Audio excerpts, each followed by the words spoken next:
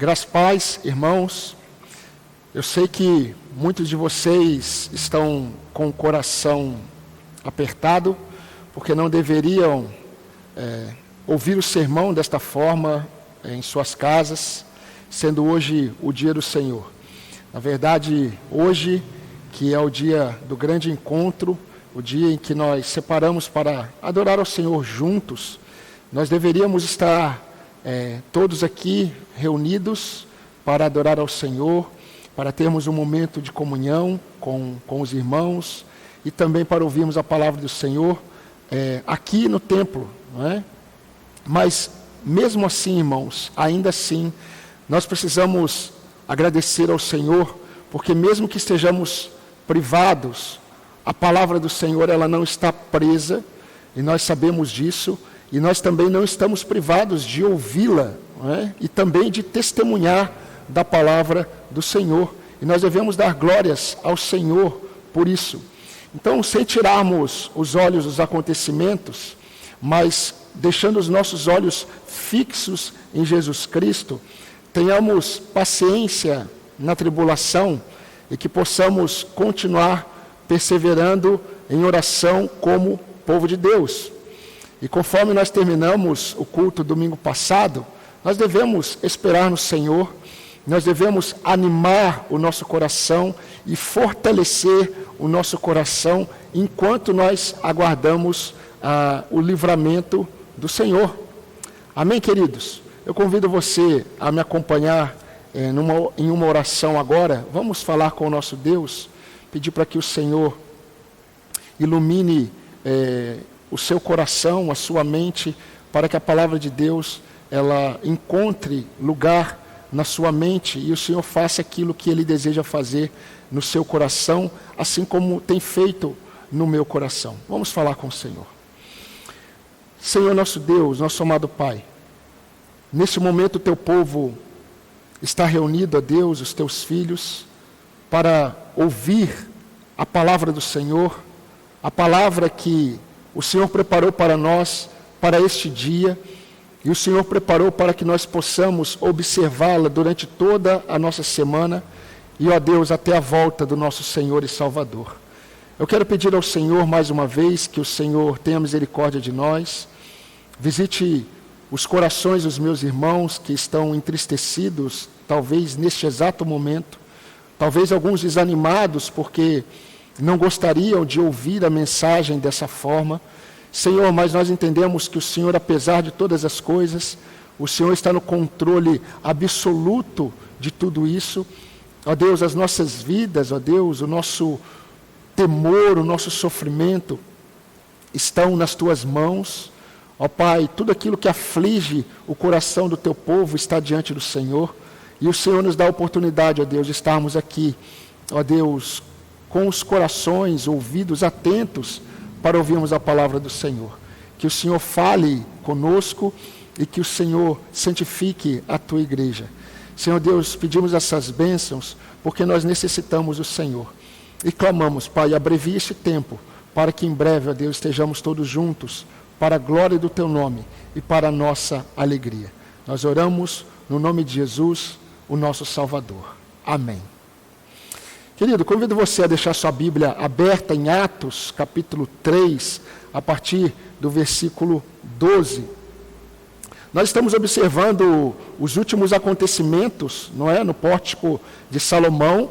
Nós já estudamos o que aconteceu na frente do templo, não é? Na porta do templo, chamada Formosa. E nós vimos que aquilo que aconteceu na porta do templo conduziu os acontecimentos que nós estamos observando agora no pórtico de Salomão.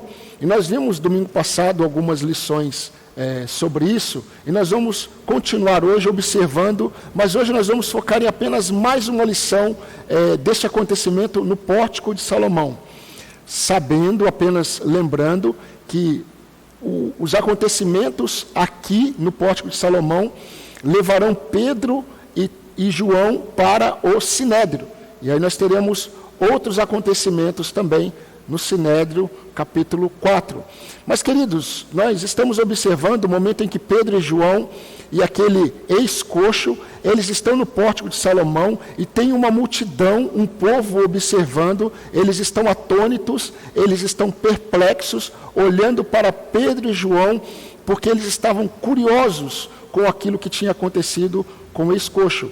E nesse momento, Pedro, ele toma a iniciativa. E nós vemos isso no versículo 12 do capítulo 3. E quando Pedro toma a iniciativa, nós aprendemos com Pedro, com a atitude de Pedro, domingo passado, que os servos de Deus aproveitam as oportunidades para revelar Cristo.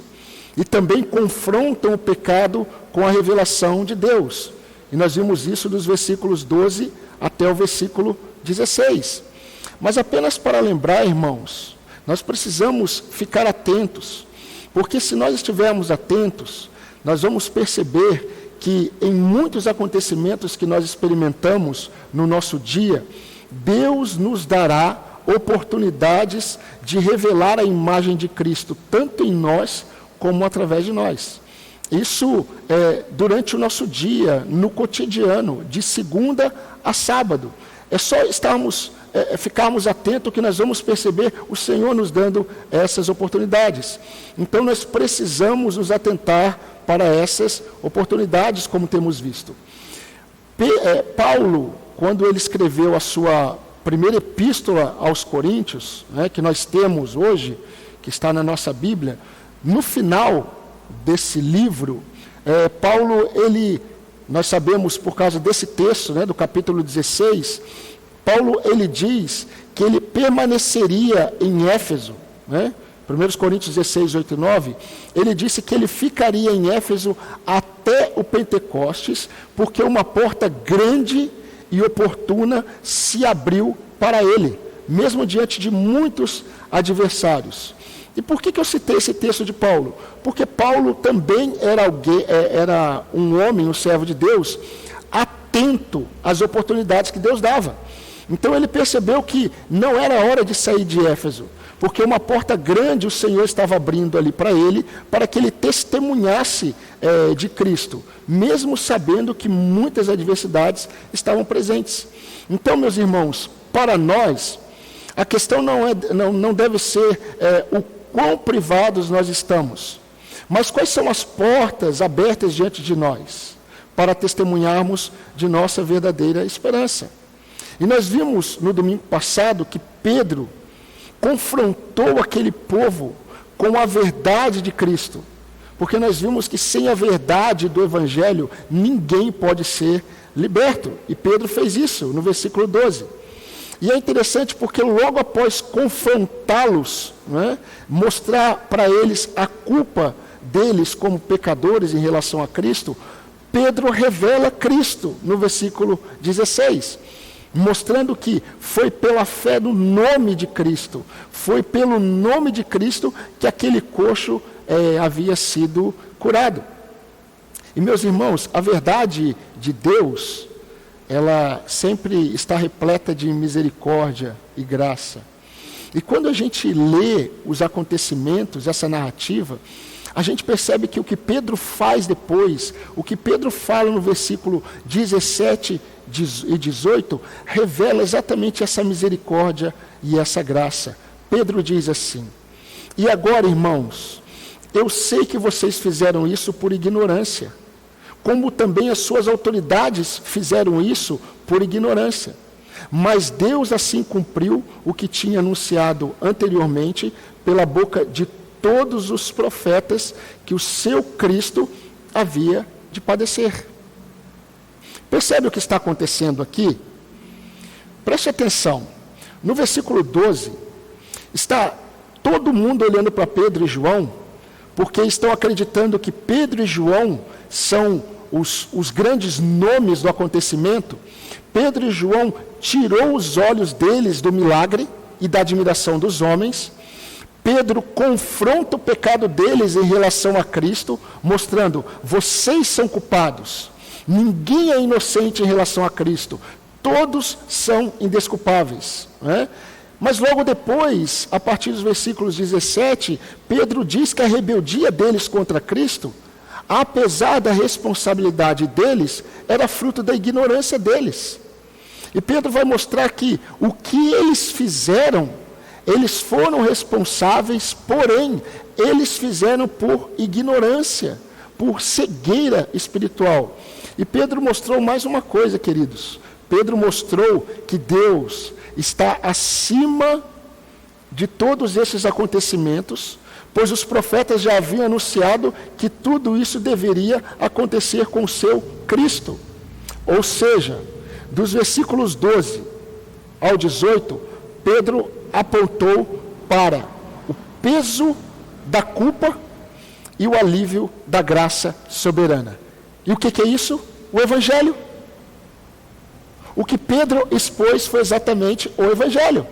Ele expôs o peso da culpa, ao mesmo tempo que expôs a graça soberana de Deus. Deus fez tudo isso porque já estava previsto. Os profetas já haviam pregado. Se você observar, por exemplo, o capítulo 4, versículo 28, Pedro ele está no Sinédrio dizendo que tudo o que aconteceu com Jesus Cristo já estava predeterminado para que acontecesse. Mas qual é a grande verdade do Evangelho? Meus irmãos, para que haja cura, a ferida precisa ser primeiramente exposta. Então, tudo o que aconteceu aqui, tudo o que está acontecendo aqui, Cristo está sendo exaltado agora no pórtico de Salomão. Mas eu quero destacar para os irmãos hoje, para vocês pensarem, apenas o que vai acontecer agora nos versículos 19 e 20.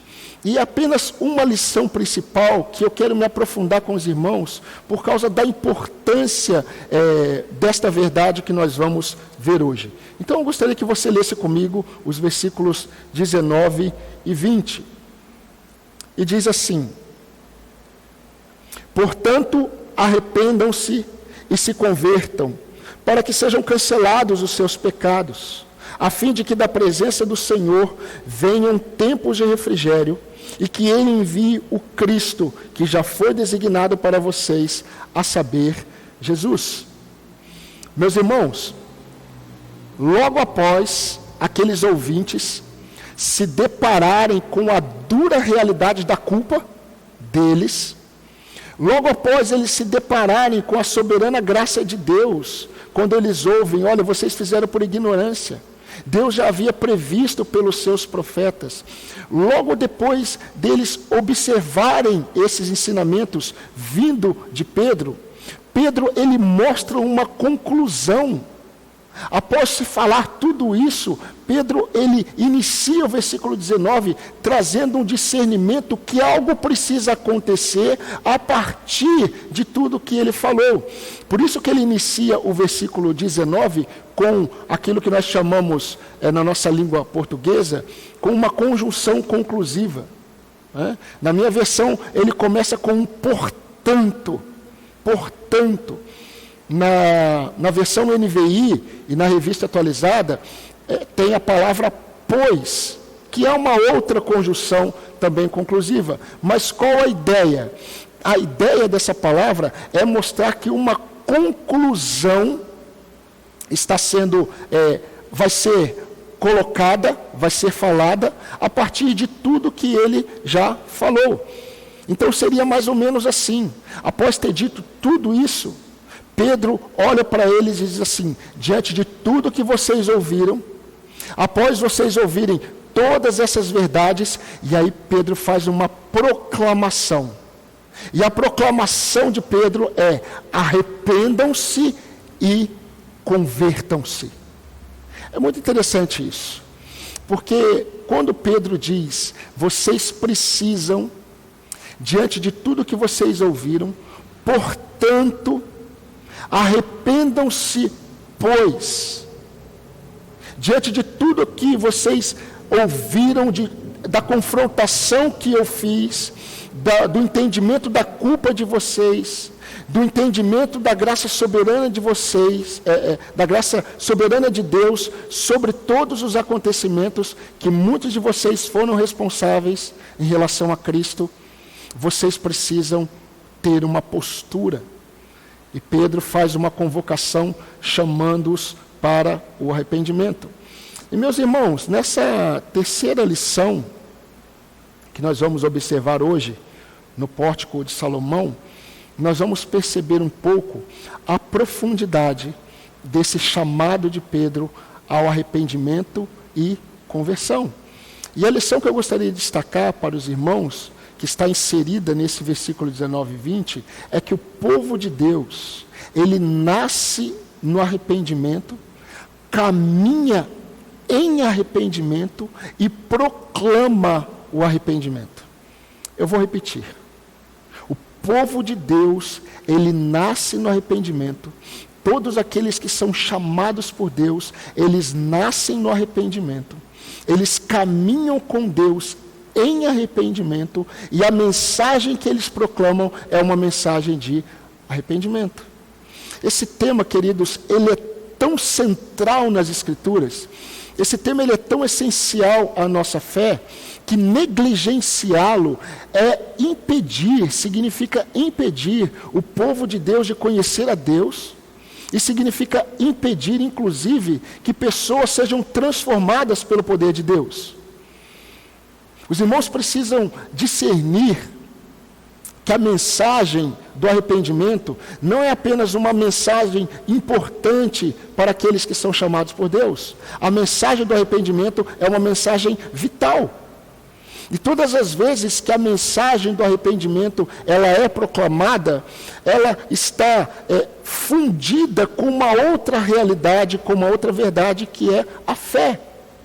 Todas as vezes que Deus proclama o arrependimento, você pode ter certeza que quando Deus manda o povo se arrepender, o povo precisa exercer sua fé. Mas eu gostaria de dar uma ênfase um pouco mais nessa nossa caminhada hoje, exatamente sobre o arrependimento. Queridos, ninguém é salvo sem arrependimento. Ninguém caminha com Deus sem arrependimento. Ninguém pode glorificar a Deus sem arrependimento. E Pedro já havia dito isso na primeira pregação de Pedro após o Pentecostes, lá em Atos, capítulo 2, dos versículos 37 e 38. Logo após confrontar o povo com o pecado deles, o próprio povo que está ouvindo Pedro pergunta para Pedro: Pedro, o que nós faremos? Diante dessa mensagem, o que nós devemos fazer? E Pedro diz para eles: vocês devem se arrepender. Arrependam-se. Agora, irmãos, vejamos uma coisa. Para os gentios, esse chamado de Pedro ao arrependimento nunca teria o mesmo entendimento do que tinha para o povo judeu, o povo hebreu, por exemplo. Porque nós não podemos sair do que o texto está nos mostrando. Pedro está proclamando uma verdade não para os gentios e hebreus. O povo que está ouvindo Pedro aqui são israelitas. É um povo formado por pessoas que são judias. Por isso que no versículo 12 ele diz: israelitas, ouçam israelitas. Isso significa que quando eles ouvem Pedro, no versículo 19, chamá-los ao arrependimento e à conversão, isso não foi algo incomum para eles. Isso não foi algo inédito para eles. Pelo contrário, era um chamado muito conhecido deles. Porque em todo o Antigo Testamento, as mensagens dos profetas sempre vamos enxergar, e eles sempre enxergaram esse chamado de Deus ao arrependimento e à conversão. Você pode observar isso em muitos profetas. Agora, eu vou apenas citar um profeta, que no final de toda a sua mensagem, ele convoca o povo com a mesma mensagem que Pedro está proclamando aqui, no versículo 19 e 20. O profeta Oséias, no capítulo 14, já no final do seu livro, ele diz assim: volta, ó Israel, para o Senhor teu Deus, porque pelos teus pecados vocês estão caídos.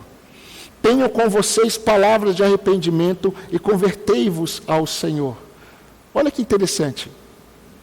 Oséias diz: tenham palavras de arrependimento e convertei-vos ao Senhor. Agora, qual foi o chamado de Pedro a esses israelitas no versículo 19? Arrependam-se e convertam-se. A mesma mensagem.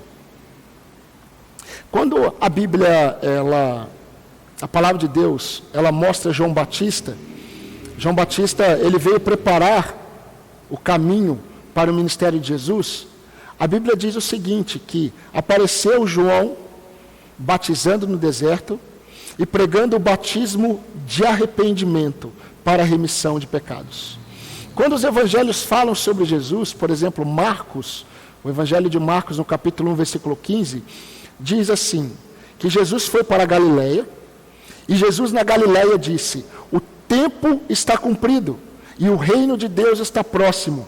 Arrependam-se e creiam no evangelho.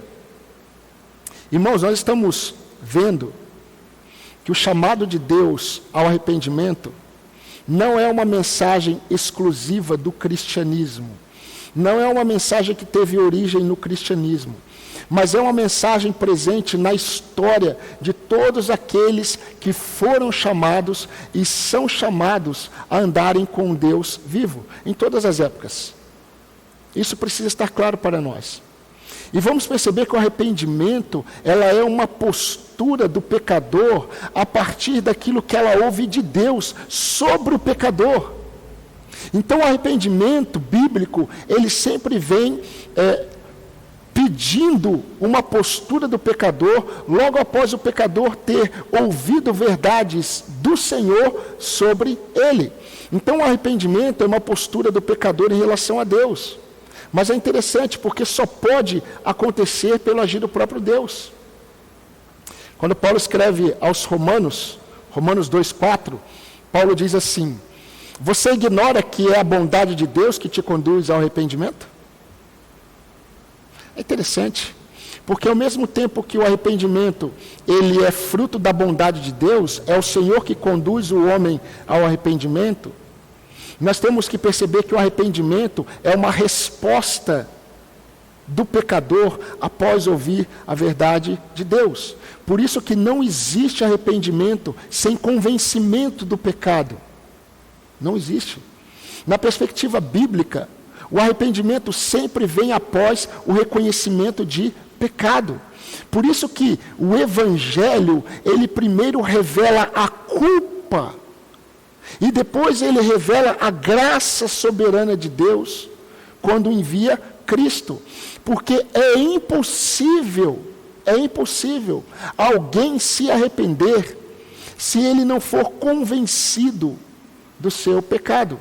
Se os irmãos perceberem qual é a primeira obra do Espírito Santo na vida de um homem, na conversão, o Espírito Santo convence o homem do pecado.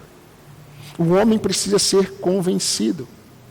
Irmãos, nós não podemos conhecer, preste atenção nisso, nós não podemos conhecer a malignidade do nosso pecado enquanto nós não conhecermos a Deus. E por que isso? Porque os nossos pecados, eles só são pecados porque ofendem quem Deus é. Ou seja, o que nós estamos afirmando com isso? Quanto mais você conhece a Deus, mais você vai ter percepção de pecados na sua vida que você não tinha. Então, nós nunca conheceríamos os nossos pecados, nunca teríamos discernimento sobre os nossos pecados, enquanto nós não conhecêssemos quem Deus é. Porque os nossos pecados, eles estão relacionados diretamente a essa ofensa a Deus. Por isso que quanto mais nós conhecemos a Deus, mais nós vamos tendo discernimento de pecados em nossa vida, que nós antes de conhecermos a Deus como conhecemos hoje, nós não tínhamos. Porque quanto mais nós conhecemos ao Senhor em nossa caminhada cristã, mais os pecados ficarão em evidência. Por isso que o arrependimento, ele é vital, não apenas para a nossa conversão, a nossa salvação, mas para a nossa caminhada diária com o Senhor. E meus irmãos, quando esses israelitas, não tenha dúvida, quando esses israelitas ouviram Pedro chamando-os ao arrependimento e conversão, eles entenderam que eles estavam numa postura reprovada diante de Deus. Quando eles ouviram arrependam-se, eles já souberam que eles estavam reprovados diante do Senhor. Porque todas as vezes em que eles ouviram como povo de Deus, esse chamado de Deus ao arrependimento e conversão, isso sempre esteve relacionado com a culpa do pecado. Vocês querem uma prova disso? Se você ler o versículo 26, na parte B, sabe como que Pedro vai terminar esse discurso para eles? Que cada um abandone as suas maldades. Que cada um abandone as suas maldades. Queridos, é preciso ficar claro essa verdade tão essencial para nós como mensageiros de Cristo. E eu quero explicar para vocês por quê.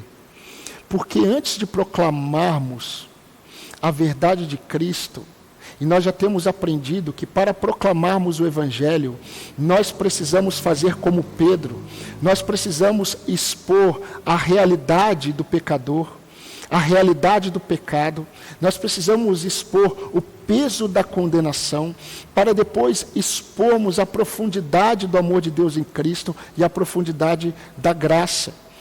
E isso nunca vai acontecer se nós não tivermos um entendimento mais próximo do que a Bíblia nos mostra sobre essa mensagem, esse chamado de Deus ao arrependimento e conversão.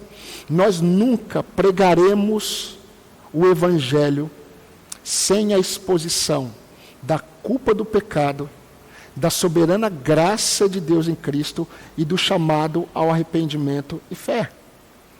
Eu gostaria de fazer duas observações aqui, porque muitas vezes nós não percebemos que todo chamado de Deus ao arrependimento é um chamado de restauração. O nosso Deus é um Deus restaurador.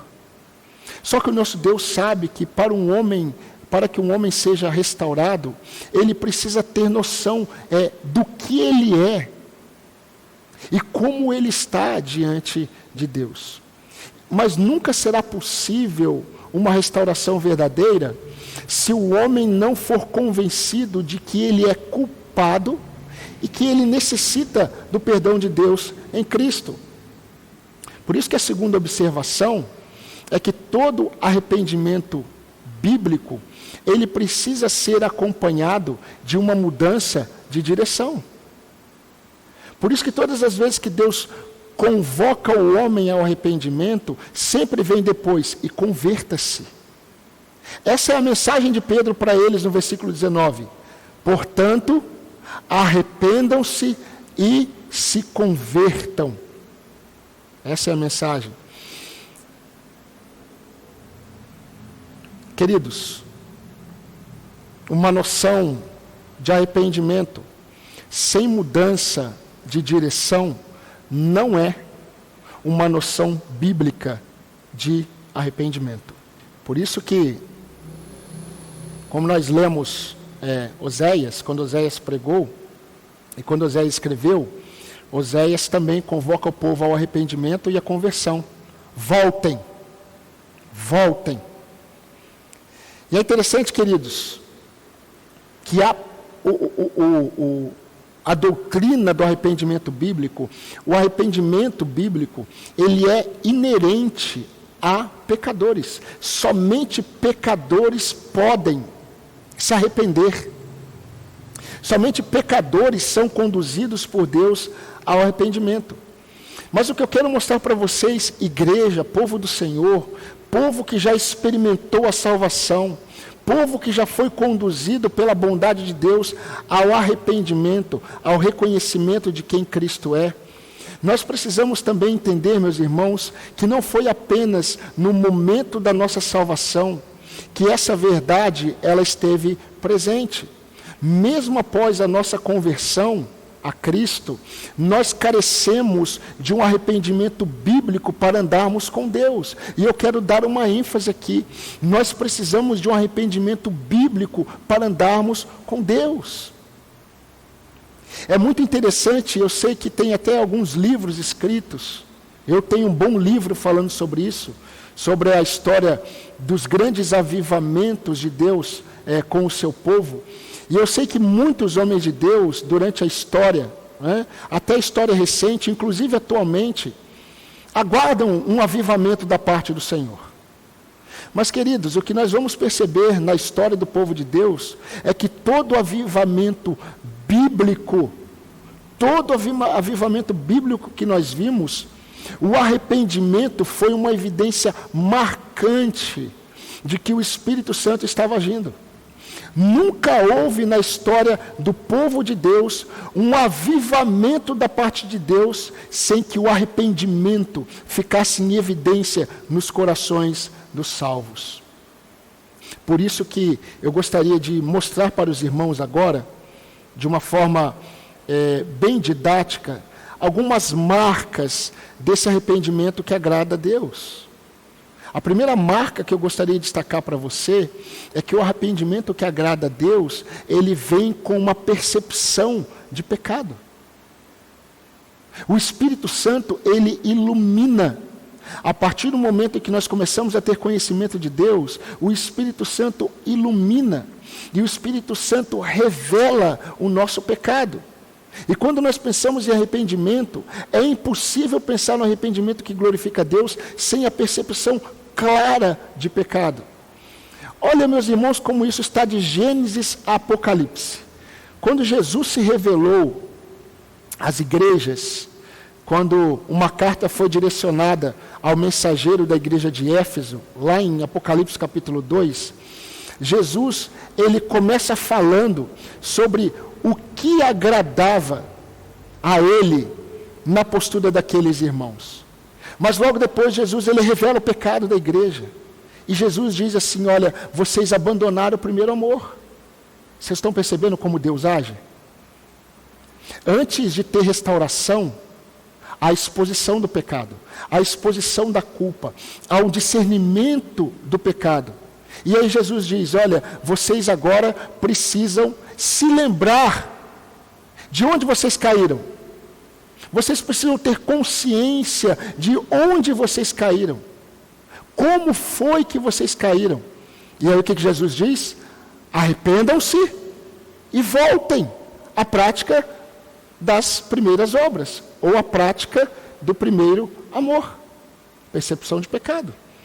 Agora, uma segunda marca muito esquecida, eu vejo, muitas vezes por nós, do arrependimento genuíno, é a tristeza, o quebrantamento.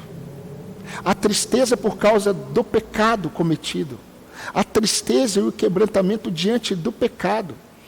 Se os irmãos olharem e voltarem um pouquinho em Atos capítulo 2, logo após Pedro pregar, no versículo 37, Lucas registra que quando eles ouviram estas coisas que Pedro havia pregado, compungiu-se-lhes o coração.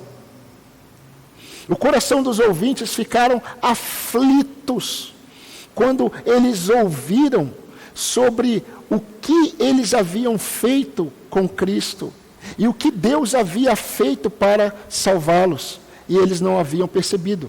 Quando eles se depararam diante do pecado deles, o coração deles se entristeceu. Meus irmãos, quando a ofensa a Deus não está produzindo tristeza no coração de um homem, duas realidades podem estar presentes. A primeira é a ausência do Espírito Santo. A segunda realidade é o endurecimento do pecado. Eu quero mostrar mais um texto para os irmãos. O profeta Isaías, no seu capítulo 57, versículo 15, ele pregou o seguinte: Porque assim diz o alto, o sublime, que habita a eternidade, cujo nome é santo. Habito no alto e santo lugar, mas habito também com o contrito e abatido de espírito, para vivificar o espírito dos abatidos e vivificar o coração dos contritos.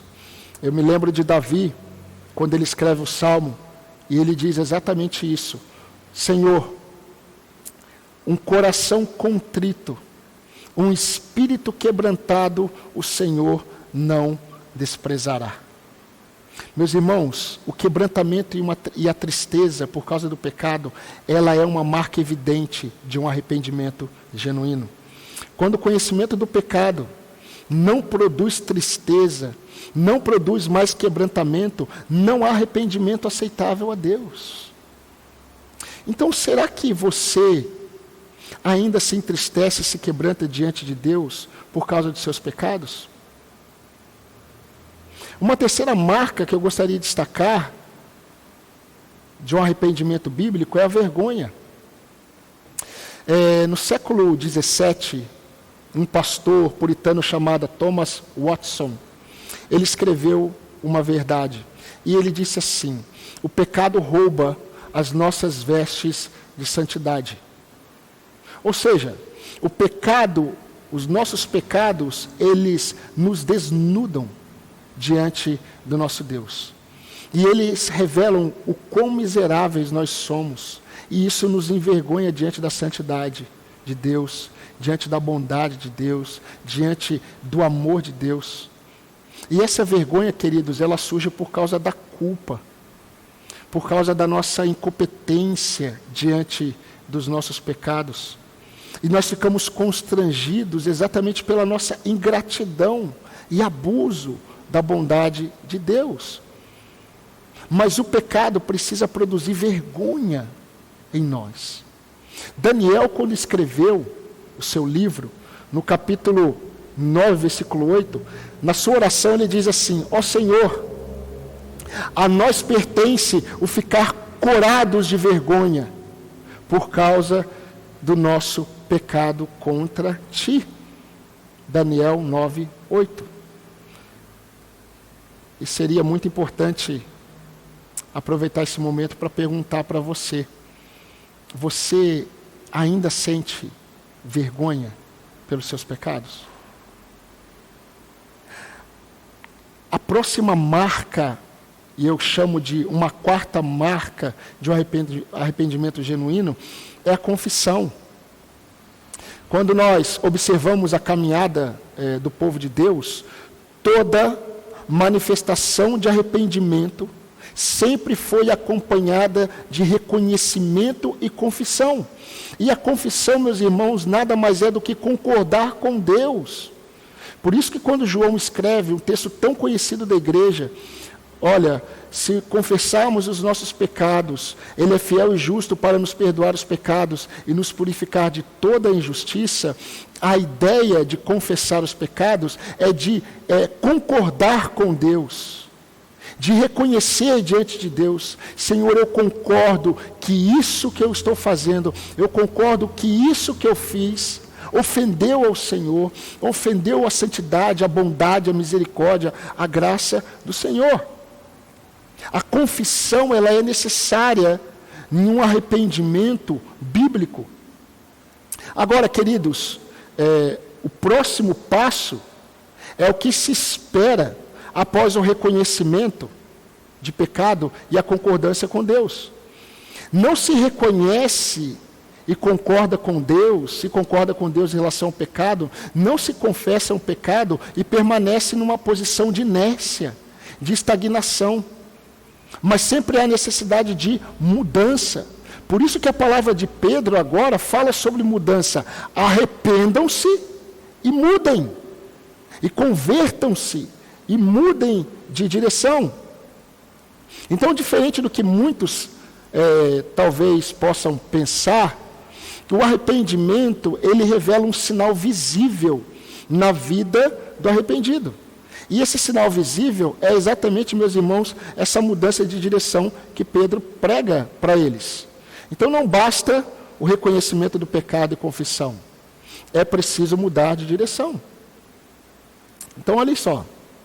O reconhecimento de pecado, a tristeza pelo pecado, a vergonha pelo pecado, a confissão do pecado, não caracterizam um arrependimento genuíno sem uma mudança. Muitos vão até o ponto 4. Muitos estão reconhecendo o pecado. Muitos de nós até sentimos ainda tristeza do pecado, isso é um bom sinal. Muitos de nós ainda sentem vergonha diante de Deus pelo pecado. Muitos de nós confessamos os nossos pecados, mas nós não experimentamos um arrependimento bíblico e os frutos abençoadores do arrependimento, porque não há mudança de direção. Nós ficamos estagnados. O livro de sabedoria, Provérbios 28:13, diz: quem cobre as suas transgressões jamais prosperará, mas o que as confessa e abandona alcançará misericórdia. Então, meus irmãos, é preciso deixar o caminho que leva ao pecado e seguir na direção do Senhor. E como eu acabei de dizer, muitos de nós não experimentam as bênçãos e as alegrias do verdadeiro arrependimento, porque nós não queremos muitas vezes abrir mão do pecado que nos humilha, do pecado que nos envergonha, do pecado que nos entristece, do pecado que ofende a bondade de Deus. E uma velha frase, uma velha afirmação de todos aqueles que participam desses cursos de aconselhamento bíblico, é que sempre nós fazemos o que nós fazemos porque nós queremos o que nós queremos. E isso é uma realidade. Eu não sei se você já percebeu, mas você já percebeu que o seu coração, antes da tentação, não é o mesmo coração quando você está sendo tentado? O seu coração, antes da tentação, é um coração que está jorrando o desejo de fidelidade por Deus. Mas é interessante que esse mesmo coração, na hora da tentação, não está mais como estava antes. Ele já está flertando com o pecado. Ele já está imaginando possibilidades para pecar. E é muito interessante isso. O coração de Pedro, quando falou para Jesus: eu nunca vou fazer isso, eu nunca vou abandonar, eu sou capaz de dar a minha vida pelo Senhor, não era o mesmo coração na fogueira, quando estava sendo tentado. E nós precisamos entender isso. Não significa que Pedro foi falso quando fez promessas ao Senhor.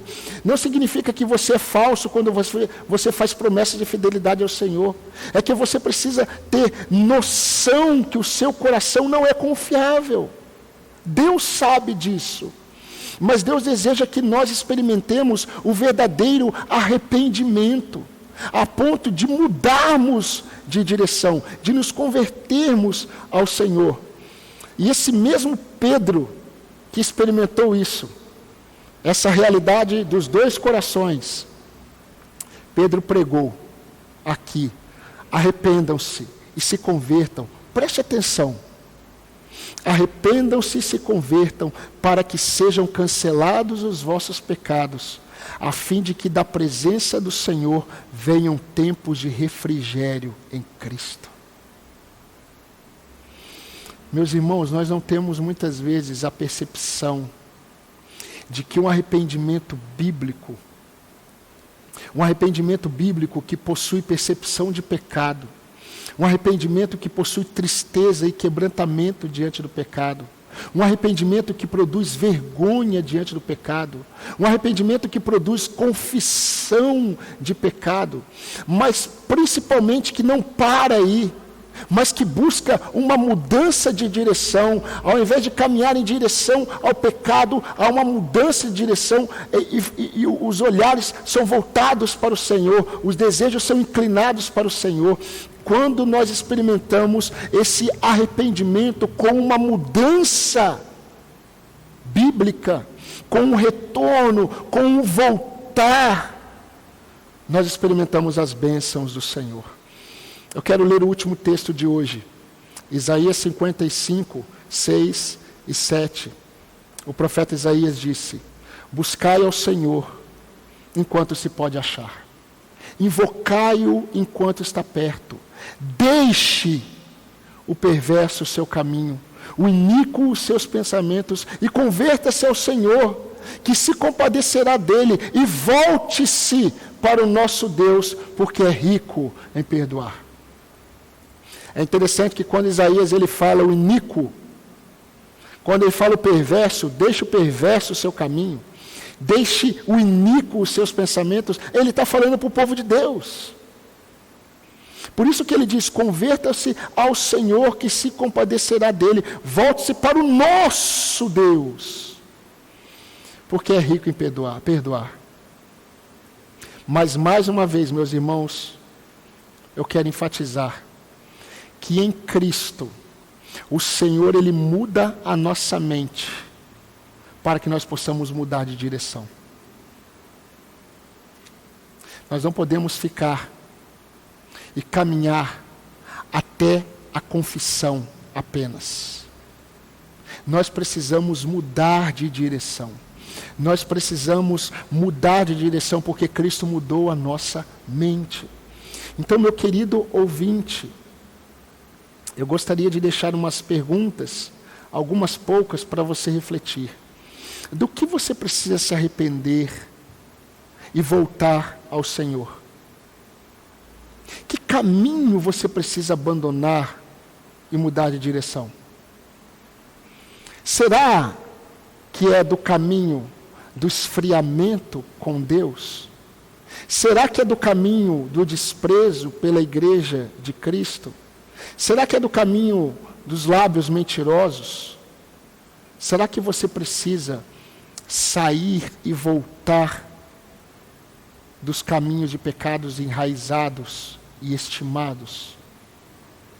Será que você precisa deixar essa sua forma egoísta que você trata o seu cônjuge muitas vezes?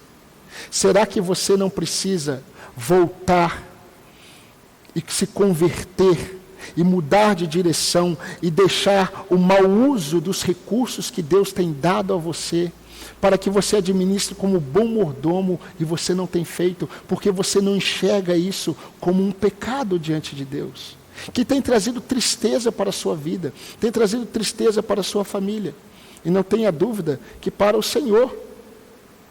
Agora, talvez você precise se arrepender de forma genuína, a ponto de mudar de direção, mas você precisa se arrepender de sua incredulidade e autossabedoria vazia, e reconhecer que você precisa de um único Salvador, Jesus. É muito interessante, porque somente homens que reconhecem que precisam de um Salvador podem ser salvos. Lembre-se, todo chamado de Deus ao arrependimento é um chamado de restauração.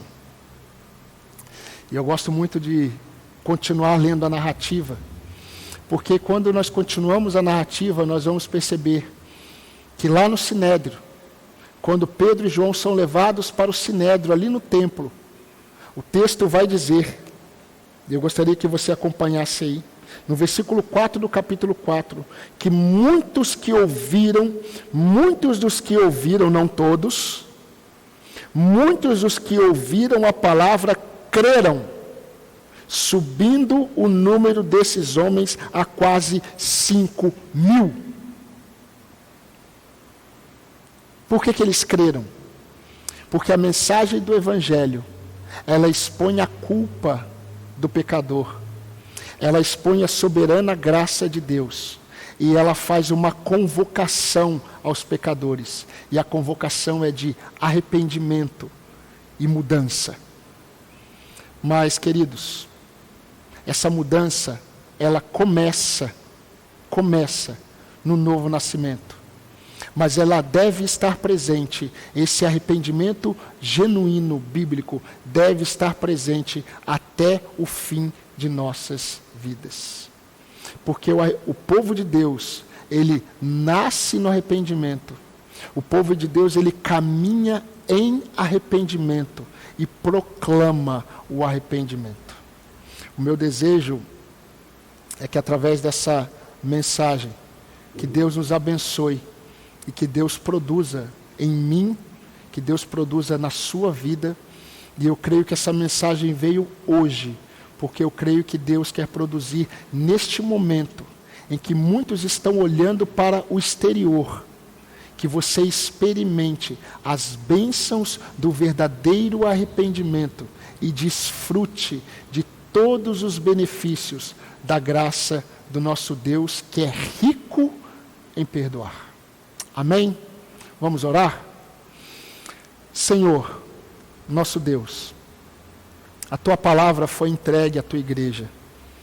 Senhor Deus, eu peço ao Senhor, que seja o Senhor a produzir aquilo, ó Deus, que somente pelo Teu Espírito Santo pode acontecer de forma genuína. Ó Deus, e nós sabemos que o Senhor é um Deus tão amoroso. Ó Deus, que o Senhor tem nos ensinado sobre o Senhor. E nós temos conhecido do Senhor, nós temos aprendido sobre o Senhor. E cada vez que nós conhecemos ao Senhor, nós nos deparamos com os nossos pecados, e pecados que nós nem percebíamos que eram pecados contra o Senhor. Ó Deus, e muitos de nós têm experimentado, ó Pai, momentos difíceis diante dos seus pecados.